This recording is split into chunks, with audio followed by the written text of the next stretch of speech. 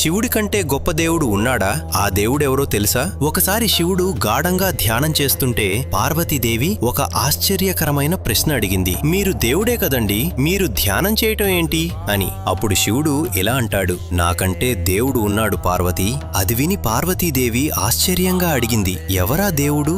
అప్పుడు శివుడు ఇలా చెప్తాడు, శ్రీరామ రామ రామేతి రమే రామే మనోరమే సహస్రనామ తత్తుల్యం రామనామ వరాననే. నేను ధ్యానం చేసే దేవుడు ఎవరంటే శ్రీరామచంద్రమూర్తి. అప్పుడు పార్వతీదేవి, ఆయన మానవుడు కదా అని అంటుంది. అప్పుడు శివుడు, ఆయన మానవుడైతే నేను దేవుని ఎలా అవుతాను? అలా ఉన్నాడు. అదే పొద్దున్న 10ంటికి పట్టాభిషేకమని రాత్రి 10ంటికి వనవాసమంటే రెండిటినీ సమానంగా తీసుకోగలిగినవాడు ఎవరైనా ఉంటారా ఈ సృష్టిలో పార్వతి? శివజ్ఞానం అంటే అదే కదా, శివజ్ఞానం అంటే అదే కదా. అటువంటి మహానుభావుడైన శ్రీరాముడినే నేను ఆరాధిస్తున్నాను.